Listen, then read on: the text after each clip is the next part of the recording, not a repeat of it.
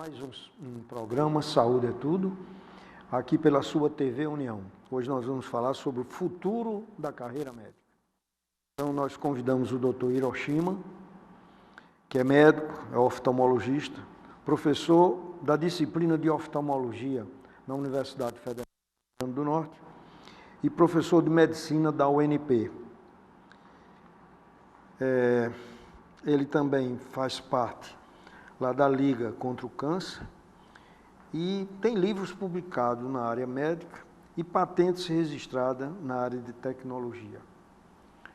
Então, o nosso professor Dr. Hiroshima está hoje aqui conosco para a gente mostrar algumas coisas que às vezes passa desapercebido no dia a dia com essa carreira de progresso que nós estamos tendo, de tecnologia, e que a gente não pode parar, tem que acompanhar. Se há algumas décadas os cuidados com a saúde se resumiam na consulta médica com avaliações clínicas e laboratoriais, poucos precisas, e intervenções nem sempre satisfatórias, hoje a medicina do futuro permite diagnóstico cada vez mais precisos e tratamentos personalizados, aplicativos monitoram sinais vitais e emite diagnósticos simples.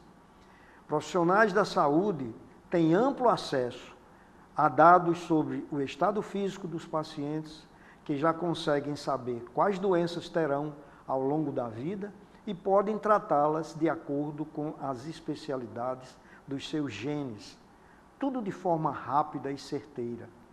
Ainda que pareçam mais perto da ficção científica do que da realidade, as previsões sobre a medicina do futuro não ficam apenas no papel, muitas soluções são aplicadas e outras tantas têm base em pesquisas já existentes.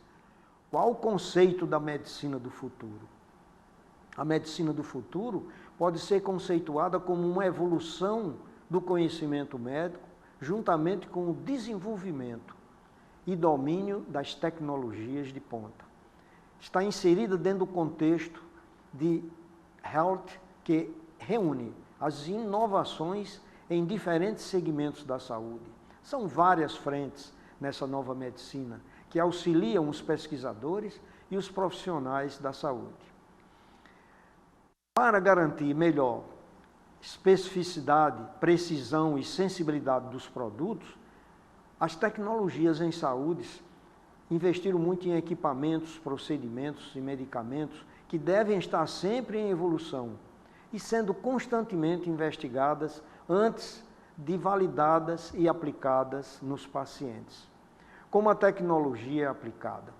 Nós usamos ela na telemedicina, no uso da inteligência artificial, na internet das coisas, monitoramento remoto e em tempo real, prontuário eletrônico e perguntas que a gente faz no cenário atual, no mercado, para os novos médicos. Então, nós estamos numa era totalmente em modificações, em atualizações e em adaptações. Por isso mesmo, nós chamamos aqui o Dr. Francisco Hiroshima, que ele é um pesquisador que vai sempre um pouco mais na frente. E então, é preciso que a gente não fique atrás. Dr. Hiroshima, me diga aí algumas coisas sobre o que nós estamos trabalhando agora nessa inovação da medicina, do estudante de medicina e na vida médica. Se o cara não se adaptar, ele vai ficar fora do mercado. Isso. Boa noite. Como você fez essa introdução aí, doutor Marco, talvez não, a humanidade está passando pelo momento mais incerto em termos de previsões futuras. Então, a gente está vivendo na atualidade o que a gente chama de Revolução 4.0, né? Que já está mais do que batido esse termo.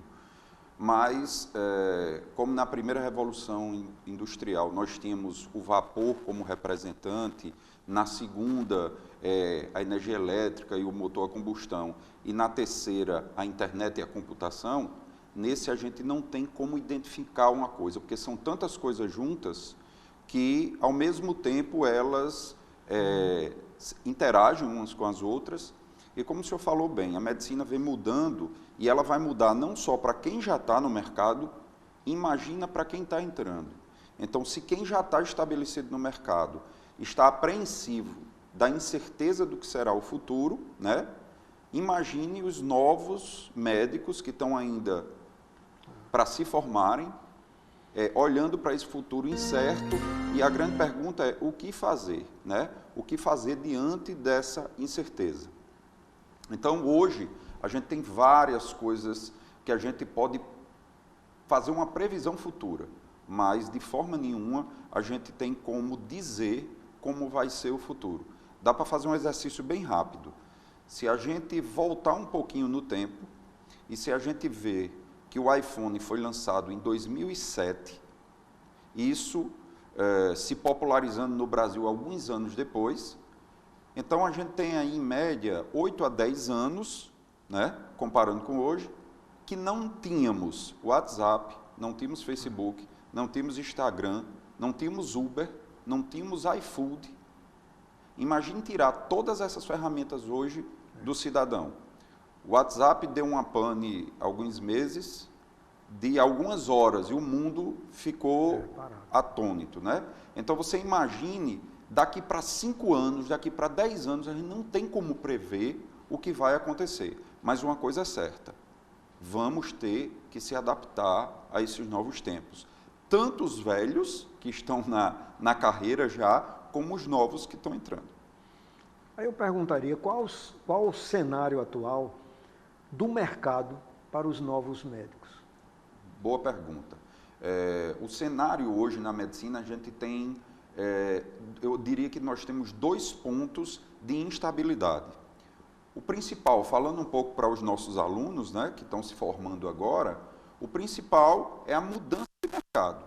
Ou seja, só para a gente ter uma noção, nós formávamos aqui no estado cerca de 80 médicos, né, 100 médicos por ano, né, algum tempo atrás. E aí nós passamos a formar mais e vamos chegar aí a formar 40 ao ano. Isso é bom, é ruim? É ótimo, mas o mercado vai sentir, né? Numa cidade como Natal, e alguns cursos que do interior foram feitos com a proposta de, vamos dizer assim, firmar o médico naquela região, tem alguns cursos do interior que quase 100% da sala são de pessoas de fora. Ou seja, que não vão ficar na cidade, né? Mas, de qualquer forma, nós vamos ter o aporte desse número de médicos sendo formado. Então, as oportunidades vão diminuir, né? Até porque o número de residência médica não acompanha o número de médicos formados. E, por outro lado, nós temos aí as tecnologias que estão avançando e que vão, com certeza, restringir algumas atividades médicas. Isso é fato. Quem apostar contra isso vai estar fora do mercado, né? Então, isso aí a gente já vê hoje. E a telemedicina, ela já é feita. Todo médico hoje recebe um WhatsApp de um paciente. Nem que seja dizendo, doutor, esse remédio que o senhor prescreveu é de 6 em 6 horas ou de 4 em 4 horas, que eu não estou entendendo bem a telemedicina. O que precisa ser feito é regulamentado. Então, hoje no mercado da carreira médica, o que eu diria que seriam as 2 maiores ameaças é o número de médicos que estão se formando para um mercado que em breve vai sofrer algumas restrições e as novas tecnologias que também vão reduzir o mercado de algumas especialidades. Inclusive, é interessante você falar isso, porque primeiro existiam poucas especialidades. Com o passar do tempo, apareceram muitas especialidades. E hoje em dia, a gente já vai notar que talvez algumas se fusionem com outras, por conta dessa tecnologia. Tem algumas especialidades, como oftalmologia, nossa, que os equipamentos cada dia são mais complicados, mais espetaculares, mas que é impossível uma pessoa só adquiri-las. Então tem que ser grupos. Então começa a mudar o esquema daquela pessoa que gostaria de ter seu consultório, seus equipamentos, doutor fulano, clínica do doutor fulano. Então, pouco a pouco isso vai agrupar, mais pessoas por conta desses equipamentos. Como também, às vezes, quanto mais você tem que pedir exames, mais complicado fica para alguns planos de saúde quando você exige disso. Porque, na realidade, às vezes, nós não somos bem-vindos no plano de saúde que você pede muito exame, mas como é que você vai... Porque na época que eu me formei, eu já disse várias vezes aqui, só tinha um exame complementar que era o raio-x. E mesmo assim, dava grandes diagnósticos. Mas hoje em dia, se eu disponho de ressonância magnética, se eu disponho de 1001 coisa espetacular, é claro que se eu tenho uma dúvida, eu tenho que... Então, como existem as doenças na modernidade, ou seja, coisas ótimas que chegaram e estão complicando a saúde, eu acho que assim, tem muita tecnologia que às vezes complica o trabalho do médico. Como é que você vê isso, Irã? Eu falo uma coisa aí sobre plano de saúde. O que a gente, conversando com alguns colegas dos Estados Unidos, a preocupação que o médico hoje brasileiro tem de perder mercado ou ter a especialidade invadida por pessoas não, vamos dizer assim, credenciadas, e isso é uma preocupação que tem que ter, que se tratando de saúde e de vida, não é se tratar como outras profissões, né? Isso tem que ter regulamentação. Mas lá nos Estados Unidos, ele já não tem mais essa preocupação. Por quê? Porque o conhecimento vai ficar tão democrático que o próprio paciente vai se diagnosticar com ferramentas como, por exemplo, pelo próprio celular dele. Então, hoje, nos Estados Unidos, nós temos parceria com uma das empresas nos Estados Unidos e eles dizem assim, Hiroshima, a gente não está mais preocupado hoje de ter uma pessoa intermediando o equipamento com o paciente. Agora é o paciente que vai se diagnosticar. Então, a medicina hoje, pelo que a gente vê, a má distribuição do médico, como os próprios conselhos de medicina falam, não há deficiência de médico, há uma má distribuição, né, por falta de infraestrutura e de uma carreira sólida, mas a preocupação deles lá não é mais essa de ter alguém invadindo a prática médica, porque com o número de pessoas que tem hoje, por exemplo, se você for para a Índia, a medicina saiu do consultório médico, né? A medicina ela vai ao paciente, porque o número de pacientes que tem não tem acesso ao médico, né? Eu gosto de fazer uma pergunta para os meus alunos. Me diga aí, hoje, qual é a atividade ou qualquer serviço que você faz.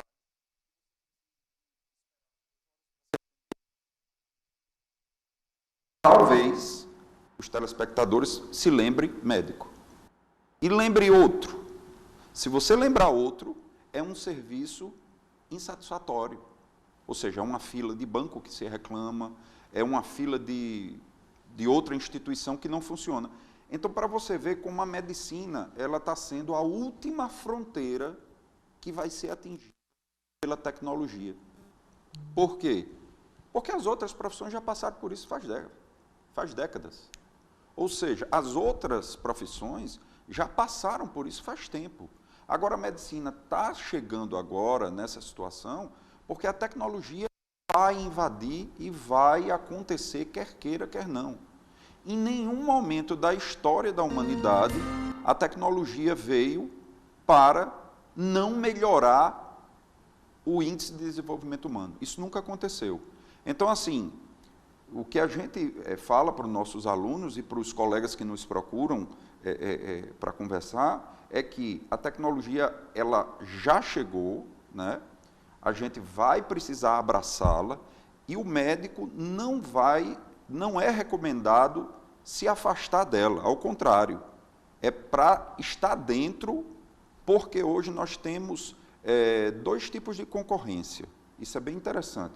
Nós temos uma concorrência que a gente chama de transversal, ou seja, eu posso ter uma pessoa que não é médico, vindo do mercado e tomando o mercado médico, por utilizar uma ferramenta tecnológica, E eu posso ter uma concorrência que a gente chama assimétrica, ou seja, eu tenho um grande que domina o mercado, mas um pequeno, que é do mesmo mercado dele, desenvolve uma tecnologia inovadora e toma o mercado desse outro, o que antigamente era difícil de acontecer, né? Então, assim, hoje a situação que a gente está é que a gente tem que participar desse movimento e acompanhar de perto essas inovações. Inclusive, você falou de uma série de coisas que, para os alunos que devem estar assistindo esse nosso programa, realidades, por não ter procedimentos, estão tendo dificuldades. Sim. Então, até a escolha da especialidade hoje precisa se ter muito cuidado. Eu diria até, claro, toda especialidade é necessária e não pode sair, mas tem algumas que, por não ter procedimentos, ela tem dificuldade só de sobreviver com a consulta. Soa muito mal quando a gente fala assim para os alunos: professor, quais são as especialidades que vão acabar? Eu não diria que vão acabar, mas que vão ficar bastante restritas, porque outras tecnologias vão conseguir fazer grande parte do processo, vamos dizer assim. Doutor Foucault, eu não sei se você pegou na época que você estudava, mas tinha uma disciplina chamada fisiologia, não era? E se estudava o quê? Paciente tuberculoso, não era? E isso acabou, não é? Tinha uma disciplina nos currículos anteriores, vários livros anteriores, que era uma especialidade em sífilis. O cara era especialista em sífilis. E isso passou. Então, assim, o ciclo vai acontecer independente disso. E é interessante, pode soar um pouco estranho até para o telespectador que não é da área, mas a gente costuma dizer que as especialidades que acumulam conhecimento estão ameaçadas, porque e outras tecnologias vão conseguir dar um resultado satisfatório de que um ser humano. Fizeram um cálculo breve de saber quantas horas um médico, nos dias de hoje, precisava estudar semanalmente para estar atualizado na sua especialidade. O número de horas é infinitamente impossível você cumprir para estar atualizado. Mas uma inteligência artificial ela é capaz disso. Então, aquelas especialidades em que a gente acumula conhecimento, né, por si só, elas vão acabar? Não, mas elas vão ter um mercado bastante restrito. E outras profissões vão surgir dentro dessa especialidade, agregando outras tecnologias. Muito bem. Nós vamos fazer um pequeno intervalo, mas antes, fechando esse bloco, eu diria a você que a cirurgia vai ser a especialidade médica que vai ser mais essencial, mais necessária e que vai mudar completamente o estilo do pastoreio. Já temos alguns profissionais que, os mais antigos, às vezes, vão demorar a pegar aquela técnica e continuam na anterior, mas os mais jovens. Cirurgia jamais vai sair da moda e vai ser sempre necessário, mesmo que seja cheio de robô, mas tem que ter um camarada que não é. Então, nós vamos fechar aqui, fechando esse tratamento. Nós tivemos aqui um professor de anatomia no programa anterior, e foi interessante, ele disse, o pessoal está operando tanto agora com pinças, que às vezes já não é necessário tanto ele conhecer a anatomia topográfica. Quer dizer, veja como as coisas vão ter que mudar. Vamos fazer um pequeno intervalo e voltaremos dentro de 1 minuto.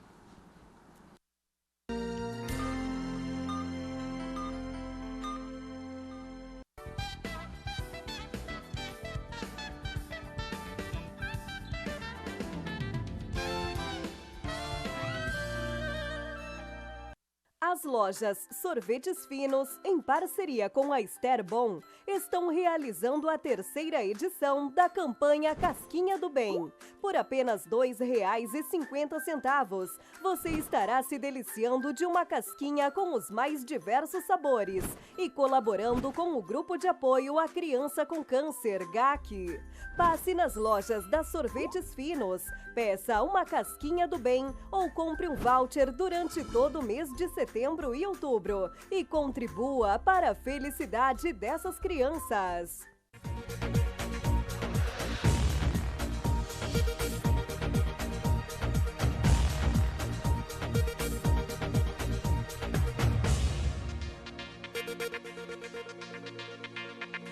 Hotel Oasis, localizado na cidade de Açu, recebe hóspedes de toda a região do Vale, também de outras regiões e estados, por possuir ótimas instalações, café da manhã, área de lazer e com o precinho que você procura. Precisando se hospedar? Essa é uma grande dica. Hotel Oasis, tudo para o seu conforto.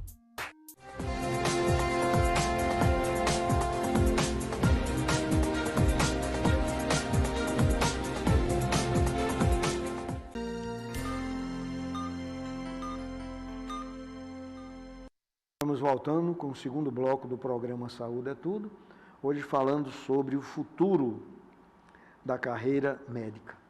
E estamos aqui conversando com o Dr. Francisco Hiroshima, que é médico oftalmologista e professor de medicina da UFRN e da UNP. Então, o que você acha desse detalhe que eu falei, Hiroshima, sobre a cirurgia nessa evoluir das coisas aí? Hoje o que se fala da cirurgia é da cirurgia robótica, né? É o que se fala hoje. E na oftalmologia já tivemos cirurgia robótica retiniana, né? Que talvez seja a cirurgia mais, vamos dizer assim, meticulosa devido às dimensões das estruturas anatômicas. Há uma previsão bem, vamos dizer assim, com embasamento ainda um pouco não muito sólido, que daqui a 15 anos teremos cirurgias robóticas em grande escala, né? Mas, com o robô, o Da Vinci, que é o conhecido, o recente, né? Capaz de fazer cirurgia, microcirurgia, com pinças, de forma, com a precisão bem acentuada, alguns problemas também já surgiram. Então, quer queira, quer não, você vai ter que ter um cirurgião por trás para poder fazer esse procedimento, né? E uma coisa que a gente observa, os colegas dizem, cara, e como é que eu vou me adaptar a isso, né? Isso já aconteceu em outras épocas. Quando a laparoscópica chegou, né, os cirurgiões tiveram que se adaptar à cirurgia laparoscópica. Como era, eu digo que a cirurgia laparoscópica está para a cirurgia geral, como a facoemulsificação está para a oftalmologia. Ou seja, os oftalmologistas que operavam cortando o olho, né, com grandes incisões, abria-se com um bisturi normal e hoje se abre com microincisões, né, que chega a quase 2 milímetros ou até menos. É a mesma coisa que a laparoscópica para o cirurgião geral. E os cirurgiões oftalmológicos tiveram que se adaptar a essa situação. Então, se vier outra, vão se adaptar novamente da mesma forma. Isso. E sobre o projeto Watson, da IBM? O Watson, ele, se não me falha a memória, ele foi lançado em 2010, é uma homenagem ao fundador da IBM, né? É uma plataforma digital cognitiva e que hoje ela está muito voltada para a área médica. Então, vamos dizer assim, uma inteligência artificial que ela consegue interagir e ela consegue aprender. Para o senhor ter uma ideia, o Watson ele consegue rodar todos os protocolos, vamos supor assim, de sepse, que é uma das principais causas de morte em UTI. Ele consegue rodar todos os protocolos num tempo mínimo e dar a conduta que o paciente tem que fazer. Então, assim, como é que a gente vai lidar no futuro em uma ferramenta que me dá, com uma precisão, a conduta, né, baseada em todos os trabalhos que eu tenho mais moderno, como é que eu vou comparar isso com um ser humano que é passível de erro? Como é que a gente vai trabalhar isso? Essa pergunta eu não sei responder e o pessoal também não sabe responder. Então, assim, só o futuro dirá como é que isso vai acontecer. E umas coisas que às vezes me preocupam também é a inversão das coisas, sabe? Eu me lembro que quando terminei medicina, os colegas da minha turma, eles sabiam fazer uma série de procedimentos que hoje em dia, em grandes universidades, o médico sai sem saber. Eu vou dizer uma coisa simples, aplicar uma injeção na veia.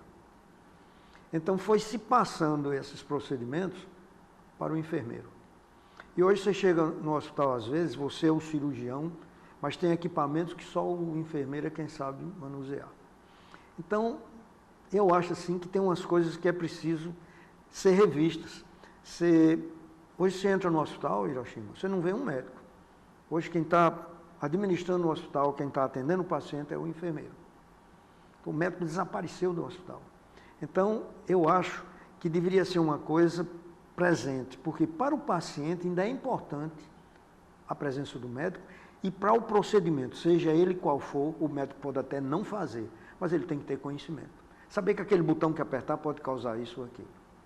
Porque a qualidade ainda de certos tipos de auxiliares do médico varia muito. E isso, às vezes, são casos de erros graves que a gente encontra em vários setores de saúde.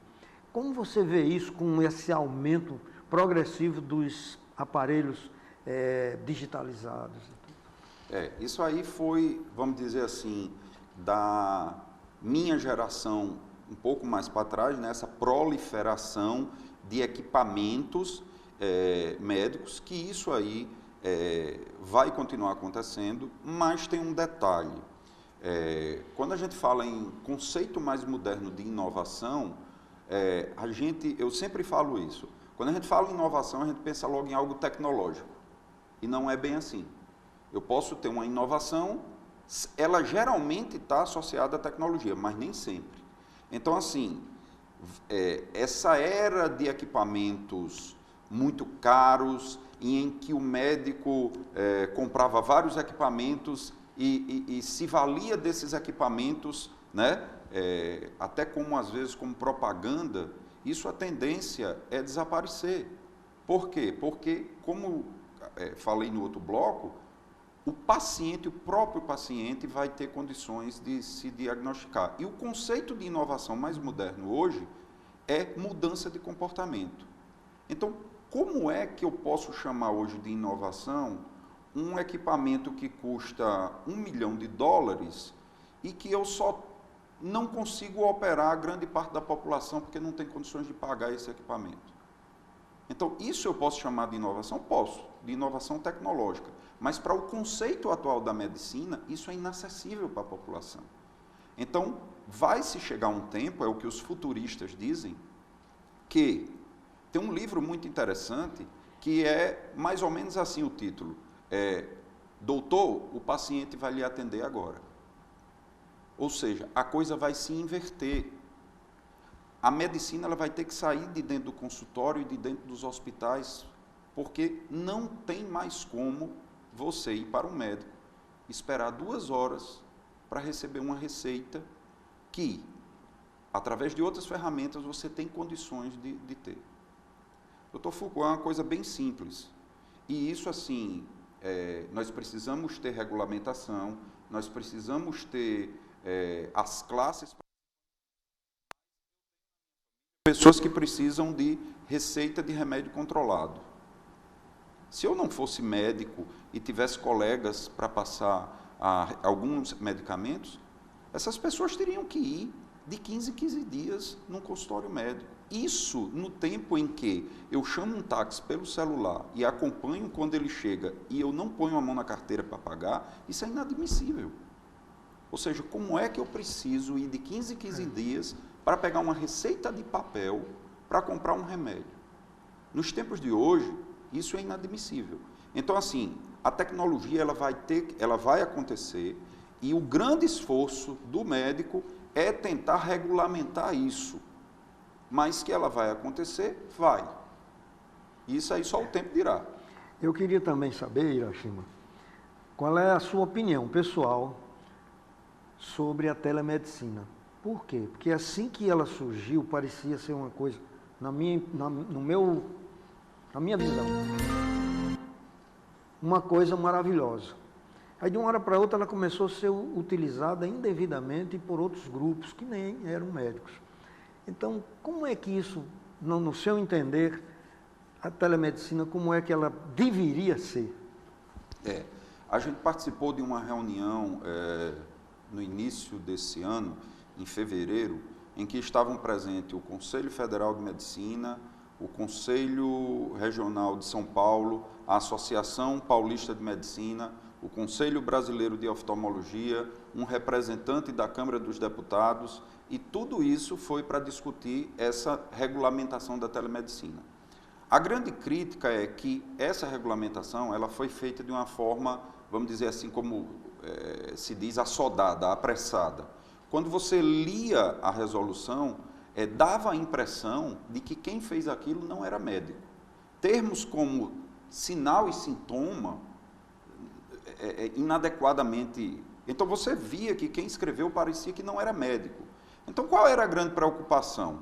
A preocupação é que a telemedicina não é simplesmente alterar a maneira que o médico trabalha, mas sim quem é que está interessado nessa telemedicina, quais são os interesses que tem por trás, né? Então muita coisa se diz, não, eu vou levar a medicina para os grandes rincões do país.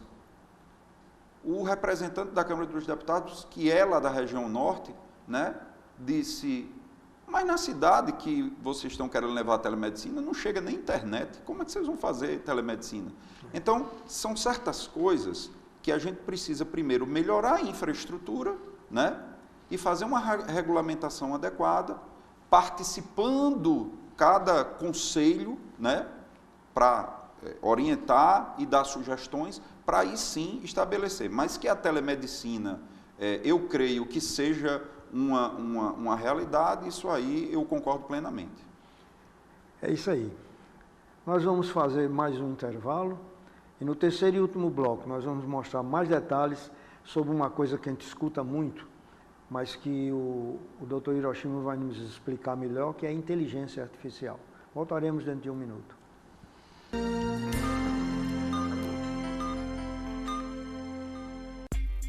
O que já é muito bom, ficou ainda melhor. Então vem pra internet fibra ótica da Cabo Telecom. Com a Cabo Fiber você tem ultra velocidades de download e a melhor e maior taxa de upload da cidade. Além de suporte técnico especializado, atendimento domiciliar em até 3 horas e estrutura totalmente ótica. Ligue 2010 e venha pra internet fibra ótica da Cabo Telecom. Cabo Fiber, o que já é muito bom, ficou ainda melhor.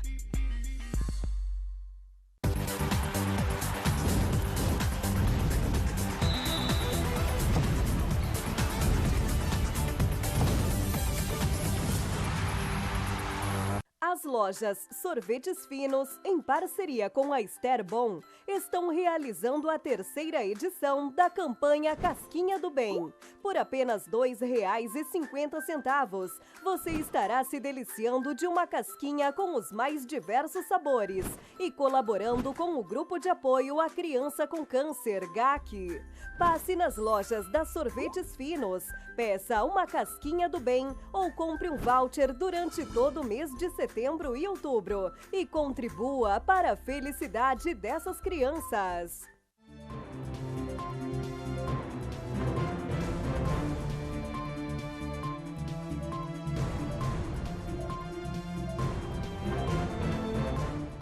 Hotel Oasis, localizado na cidade de Açu, recebe hóspedes de toda a região do Vale, também de outras regiões e estados, por possuir ótimas instalações, café da manhã, área de lazer e com o precinho que você procura. Precisando se hospedar? Essa é uma grande dica. Hotel Oasis, tudo para o seu conforto.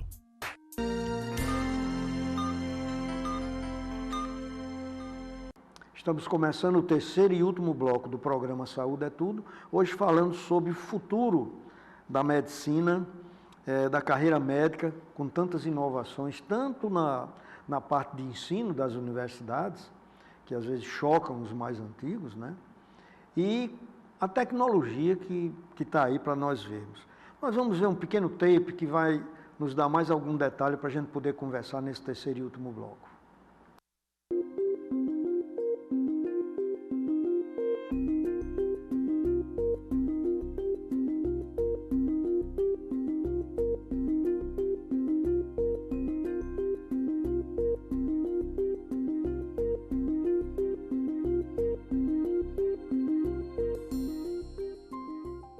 claro, é muito gostoso a gente estar perto, poder abraçar, né, às vezes pegar na mão, né, dar um apoio. Mas isso não quer dizer que presencialmente qualquer profissional seja humanizado e tenha esse acolhimento, né? Quando você vai para um ambiente digital, você já tem técnicas e recursos para prestar atenção nisso, para isso não ser reduzido, né? E às vezes você é muito mais humano, né, na frente da telinha do computador do que às vezes presencialmente. Então o paciente entra na plataforma, faz o agendamento, identifica o profissional com o melhor perfil para atender e no dia e horário da sessão os dois se encontram numa sala virtual segura e totalmente blindada para ter segurança no atendimento.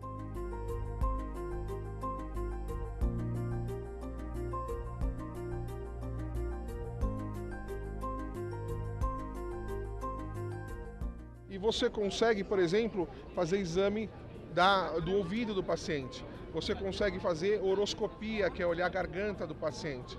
Então a gente faz horoscopia, fazemos otoscopia, temos informação de temperatura, saturação de oxigênio, fazemos a ausculta cardíaca e pulmonar. Então a gente consegue sim fazer exame físico à distância usando esse tipo de tecnologia, né? O robô ele pode ser controlado à distância, é muito fácil, e o médico pode chegar do lado do paciente e poder tirar as dúvidas do paciente, acalmar alguma ansiedade, ele pode ver a cicatriz, ver como está evoluindo o paciente dele, de tal forma que a tecnologia não é que ela afasta o ser humano de outro ser humano, ela amplia os pontos de contato, ela dá mais oportunidade para aquele médico que está cuidando do paciente poder ter mais contato com o paciente e não menos.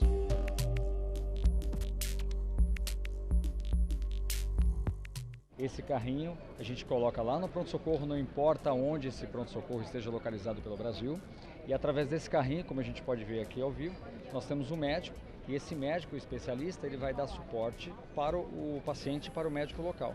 Então, esse carrinho ele é totalmente móvel, ele fica à beira-leito da sala de emergência. Também há uma integração com o sistema de informatização da própria unidade, então ele consegue ver os exames radiológicos, consegue ver o prontuário eletrônico desse paciente e a gente consegue, e juntos eles conseguem tomar uma conduta para começar o tratamento imediatamente. É um serviço bastante complexo que envolve uma plataforma através de aplicativo de smartphone para atendimento de videoconsultas em diferentes locais, onde a pessoa que estiver como paciente quiser estar, e o próprio médico pode estar em diferentes locais também. Então é pura acessibilidade, é óbvio que existe por trás todo um treinamento dessa equipe que vai atender, para que a gente tenha também qualidade, segurança, efetividade, que esse é o grande objetivo dos serviços desse formato que estão surgindo.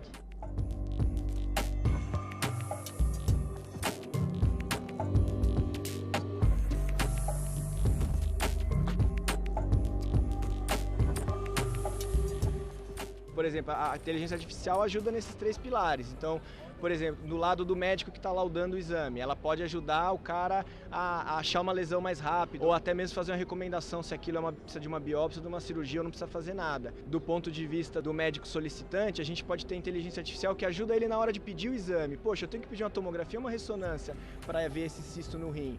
E do ponto de vista do paciente, pensando na experiência dele, inteligência artificial você pode usar com questões de atendimento. Você pode ter uma inteligência de agenda, por exemplo, que é um trabalho que a gente faz lá para agendar o melhor horário para ele, baseado na localização, no trânsito. Então, com inteligência artificial, a gente consegue cobrir esses 3 pontos aí, digamos, de interface que a gente tem com paciente e médicos.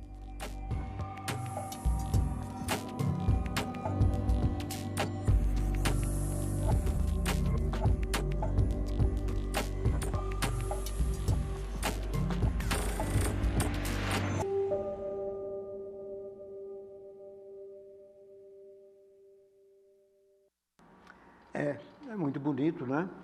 E é o futuro, tudo bem. Mas, por exemplo, eu quando não estou fazendo exame de vista no paciente, estou lá no meu consultório de psicanálise. Eu me lembro muito dessas tecnologias todas. E quando eu vejo o paciente lá no divã, contando o drama que ele está passando, eu acho que computador nenhum vai interpretar quando a lágrima desce pelo olho dele. Tem coisas, Hiroshima, que não é por ser do contra, mas tem coisas que tem que estar o médico. Até hoje, com pouca coisa que foi substituída, tem paciente que ainda reclama de chegar no consultório e o médico passar mais tempo olhando para o computador do que olhando para ele. Então, essa nuance daqui a 200 anos ainda vai ser necessário a presença. Eu noto essas coisas, porque nessa minha vida médica todinha, eu nunca quis ficar sentado em birô, sendo diretor nem presidente de nada. Eu sempre gostei de estar junto do paciente, aprendi isso com o Dr. Celso Matias. Então, que foi meu professor na faculdade, ainda hoje.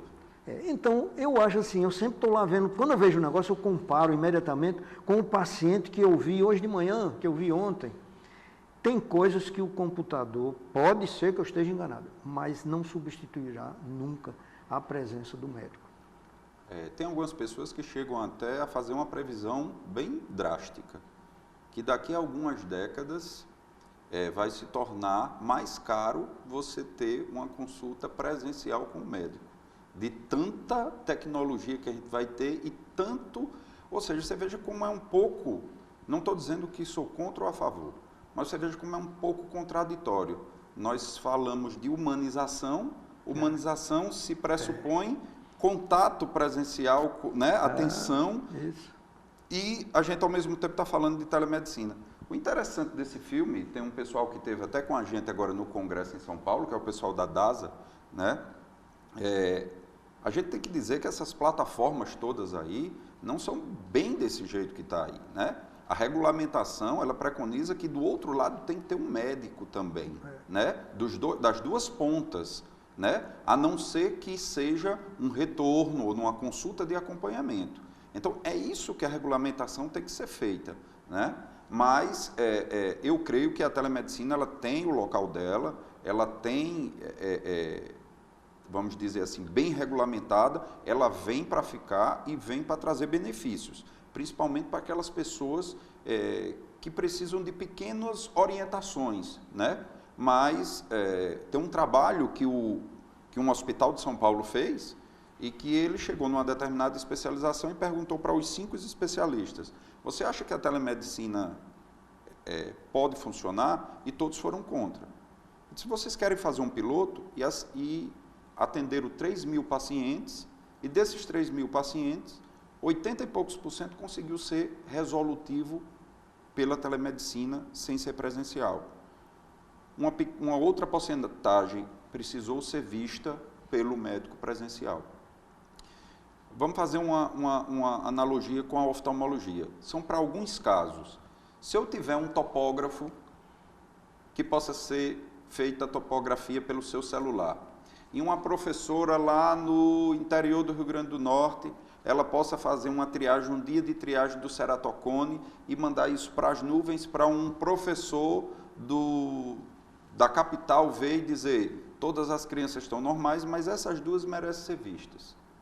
Não tem a sua posição? Não é? A tecnologia não veio para ajudar? De que todas essas 10 terem que fazer um exame de topografia, né? Mas, ou seja, se transportar para a capital, pegar um carro de madrugada, chegar de 5 horas da manhã no hospital, ser atendido de tarde, né? Então, a tecnologia, ela tem a sua... O que vai precisar é um tempo para isso se arranjar e com regulamentação, né? Exatamente. Ô Hiroshima, eu queria que você falasse um pouco sobre a inteligência artificial na medicina. A gente tem que tomar cuidado. A inteligência artificial ela está vindo, já é uma realidade, né? Não é nada do futuro, é agora, está acontecendo. Alguns problemas já estão acontecendo, como a inteligência artificial de análise de tomografia, que começou a emitir laudo com câncer, e não era, e aí os médicos tiveram que correr atrás e ver. A inteligência artificial, ela aprende. Então, ela pode, através dos microfones do seu computador, ela pode escutar o que você está dizendo e ela aprender e começar a fazer as coisas que esse aprendizado fez. E um erro grande que os trabalhos científicos mostram é que eles, querendo levantar muito a bola da inteligência artificial, eles fazem comparar a inteligência artificial com os médicos, né? Então, tem um trabalho muito interessante que foi feito na China, em que eles pegaram médicos especialistas em radiologia e com uma inteligência artificial, comparando os dois grupos, e a inteligência artificial ganhou de lavada, ou seja, ela deu muito mais diagnóstico, muito mais acerto, no menor tempo do que os especialistas. No entanto, não se comparou a inteligência artificial junto com o humano. Então, teria que ser 3 grupos, a inteligência artificial sozinha, só os médicos e o médico junto com a inteligência artificial, né? Mas a inteligência artificial, ela também é uma realidade para muita coisa, né? Principalmente para exame de imagem, para patologia. Então, hoje, as 2 frentes que a gente vê maior de inteligência artificial dentro da área médica é justamente na área de imagem e na área de diagnóstico patológico e citopatológico. Quando você falou no outro bloco sobre o problema da IBM com o Watson, né? Tem 1001 aplicação, né? Isso. Muitas aplicações. O médico, às vezes, não está lembrado de todos os colírios de glaucoma, que é uma coisa simples. Isso. Mas, se ele tiver isso dentro de um computador... Para ajudá-lo, exatamente. Vale a pena. O que se fala é que a inteligência artificial, doutor Foucault, ela vem para economizar o tempo que a gente gasta buscando o conhecimento, ela vai nos entregar isso, e a gente vai ter mais tempo de atender e olhar nos olhos do paciente, poder conversar, porque hoje a gente perde, às vezes, mais tempo. Só um detalhe interessante, nós temos hoje os prontuários digitais, né? Os prontuários eletrônicos. Então, assim, hoje, a quantidade de tempo que você gasta digitando, às vezes, ultrapassa o tempo que você dispensou examinando o paciente. Então, a inteligência artificial vem para isso, para ajudar. Inclusive, a gente já falou sobre a cirurgia robótica, mas qual é a perspectiva que você acha da cirurgia robótica nas diversas especialidades? Qual que você acha que vai mais, ou todas? Os estudos que a gente tem visto é que ainda tem muito chão pela frente, ainda tem muita coisa. Conversando até com os colegas cirurgiões, quando a gente fala, e como é que está a cirurgia robótica? Eles começam a ter reticência justamente por isso. Olha, Hiroshima, tem muito problema acontecendo. Então, assim, não dá para prever o que vai acontecer, mas, como eu já falei, a previsão é que em 15 anos nós podemos ter cirurgiões robóticos, né, operando com um médico à distância, operando essa máquina. Bom, já que nós estamos falando aqui para um grande público, que é o ideal, a finalidade desse programa, já há 17 anos, era uma coisa bem moderna, ou seja, pegar um especialista como você, um cara que sabe das coisas, e levar ele lá para a casa do telespectador, às vezes uma pessoa humilde que mora lá no interior, e ele está pegando essa conversa toda aqui. Então, eu perguntaria, qual o conselho que você daria para um jovem médico que está iniciando a carreira no mercado? Certo. Vamos começar pelos mais jovens. Nós temos uma disciplina lá no curso de medicina da UNP, que foi uma disciplina solicitada pelos colegas, né?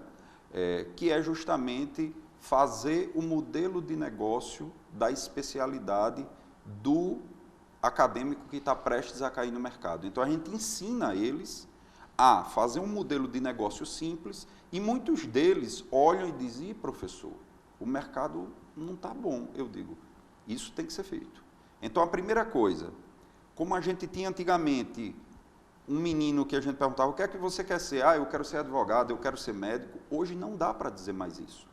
Até os que estão se formando, os futuros médicos, quando eles dizem, professor, eu estou em dúvida, eu digo, ótimo, fique em dúvida até o último momento, porque a gente não sabe o que vai acontecer daqui a 5 anos, né? Então, assim, conselho para os mais jovens, como a gente passa 6 anos dentro de um curso médico só estudando medicina, a gente não tem noção de estratégia de mercado, modelo de negócio, estudo de concorrência, estudo de viabilidade, a gente não tem isso. E é isso que a gente está tentando passar para eles, para que eles tenham como gerir a própria carreira de uma forma mais empresarial. E para os mais antigos, o que é que a gente diz? Não fique longe da tecnologia. Não fique longe, porque ela não vem como inimiga, ela vem para ajudar. Quer uma coisa bem simples, doutor Foucault? Tem uma empresa de uns meninos daqui de Natal, que ela é uma secretária eletrônica com inteligência artificial, em que o seu cliente, em qualquer hora do dia, da noite, de manhã, de tarde, de noite, de madrugada, você entra, você marca a consulta para Dr. Foucault, sem ninguém estar presente, porque é uma inteligência artificial. Essa inteligência artificial, 24 horas, entra em contato com você para lhe lembrar. Quando ela marca a consulta para você, ela já manda um link para quando você quiser ir de carro, você já ter a geolocalização. E se eles viram nos clientes que eles têm, que 52% das pessoas que marcam consulta, marcam fora do horário comercial. Olha que interessante. Então, você vê um exemplo prático, né, em que a inteligência artificial vem para ajudar. Né? Então, assim, como antes a gente só tinha que ligar pelo telefone, e, eita, já passou das 18 horas, já não tem mais ninguém atendendo lá na clínica de Dr. Foucault. Mas agora, com a inteligência artificial, ela pode lhe atender de 3 horas da madrugada, se você quiser. Interessante. Eu lhe pergunto, já que você está com tanto conhecimento, pode ajudar muita gente, já está dando essa dica para os mais velhos e os mais jovens, mas o que você está fazendo atualmente para contribuir para o futuro da medicina, Hiroshima? Bem, o que a gente faz é muito pouco, né? Mas a gente está tentando ajudar. Um dos grandes momentos desse ano foi a gente ser chamado para ajudar na Liga Norte-Rio-Grandense, né, contra o câncer. Eu tive câncer, né, em 2014 eu fui diagnosticado com câncer renal e a tecnologia me salvou, né? Foi através da tecnologia que eu consegui dar o diagnóstico e hoje a gente foi convidado esse ano para participar e criar o escritório de inovação da Liga Norte-Rio-Grandense contra o câncer. Por quê? Porque o câncer vai ser, hoje é a segunda causa de morte, né? Mas em 2030, ou até antes, se prevê que seja a primeira causa. E hoje, para você que não conhece, se você for conhecer a Liga contra o Câncer, a importância dela, eu não digo para o nosso estado, para a nossa região, até interestadual, né, que vem gente até de outros estados, é uma coisa de encher os olhos. E a missão da gente é estar dentro da Liga. A gente criou o escritório de inovação, acabamos de lançar a conexão de startups, que é chamando empresas novas de tecnologia, junto com a Unimed, a Liga junto com a Unimed. Ninguém faz inovação sozinho. Quando você vê, a Hiroshima que fez isso, não é Hiroshima. Tem um monte de gente atrás me ajudando para fazer isso. Quando você vê que eu estou fazendo algo só, isso não existe. Inovação não se faz só, se faz com união. E aí a Liga e a Unimed se juntaram e a gente está tentando trazer inovação, melhorar a qualidade de vida do paciente oncológico, tanto na parte de prevenção, tratamento, cuidados paliativos e acompanhamento até em extra-domicílio para tentar melhorar a qualidade de vida desses pacientes. Muito bem, Hiroshima. O programa hoje foi muito bom, acredito que todo mundo lucrou com isso, mas às vezes, por exemplo, o estudante de medicina ou o pai que vive estimulando o filho para fazer medicina, ou o próprio médico, já preocupado com tanto acontecimento, tem clínicas fechando aí todo dia, clínicas boas, com bons médicos. Eu pergunto a você, para a gente fechar esses 5 minutos, qual o futuro da medicina? O futuro da medicina, eu diria que é inovação e humanização. Aí pode ser um binômio diametralmente oposto, mas vão ter que se encontrar lá na frente. Porque exatamente a humanização, você mesmo falou, e todo mundo nota. Quanto mais você usa máquina, menos você está perto, calor humano perto do paciente. Exato. Que aí a gente nota assim, como até as religiões, né, como elas conseguem tanta coisa sem equipamento nenhum, apenas por quê? Porque elas se aproximam mais, elas escutam mais, não é? Elas falam mais ou têm gesticulações que levam o paciente à sensação que ele se aproximou de uma divindade, que primeiro essa divindade era do médico. Então, essas coisas que era bom, como existem as terapias complementares, Hiroshima, que hoje é tão criticada pelos próprios médicos, Eu acho que tudo é preciso estar junto, como você falou há pouco. Não existe nenhuma inovação, não existe nenhuma grande descoberta que seja feita por uma pessoa só. Só interromper um pouquinho, o senhor tem pessoas que entram no nosso consultório com queixas, sintomas, né? E que quando você conversa e você aprofunda um pouquinho a anamnese, o interrogatório, essa pessoa, eu sou oftalmologista, você também, essa pessoa começa a chorar e o problema dela, que ela desabafa, não é oftalmológico. Ela está transformando essa angústia dela num sintoma ocular, né? E que às vezes a gente conversa e a pessoa se sente bem sem você passar um medicamento, né? Que é o que nós chamamos da medicina psicossomática, que foi motivo do trabalho que eu encerrei meu curso de psicanálise.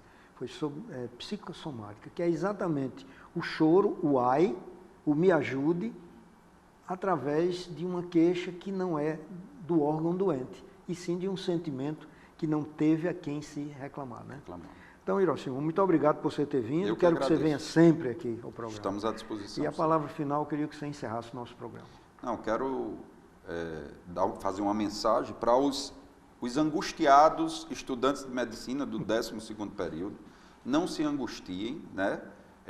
Apenas essa angústia que vocês estão passando, todos estão passando, em todas as profissões. Isso está chegando na medicina agora, por isso que eu costumo dizer que sucesso é igual a resultado menos expectativa. Nós estamos com uma expectativa muito alta, isso gera ansiedade, e essa ansiedade causa todo esse desconforto. Mas, fazendo um estudo adequado do que você quer para a sua vida, e isso a gente não fala só da parte profissional, é da parte sentimental também. O que é que você quer para a sua vida, né? Então, não se angustie, faça a sua parte, que no final as coisas vão se arrumando. Muito bem, terminamos assim mais um programa Saúde é Tudo, e hoje tivemos aqui a presença do Dr. Francisco Hiroshima, médico, oftalmologista, que conversou aqui conosco uma série de coisas que a gente escutava falar, mas não sabia direito por quê. Muito obrigado e até o próximo programa.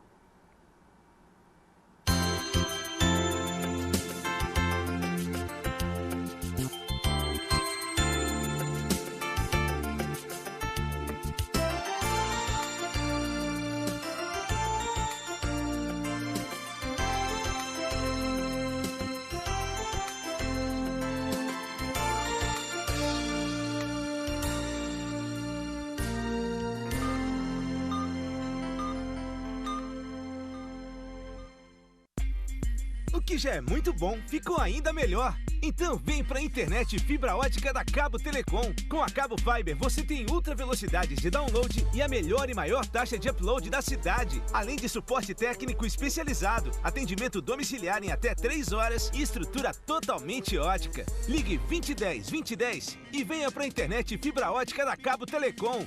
Cabo Fiber, o que já é muito bom, ficou ainda melhor.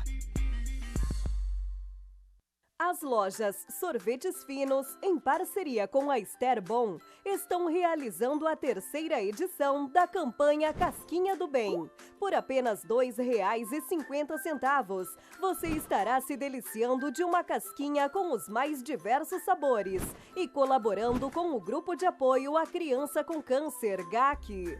Passe nas lojas das Sorvetes Finos, peça uma casquinha do bem ou compre um voucher durante todo o mês de setembro e outubro e contribua para a felicidade dessas crianças.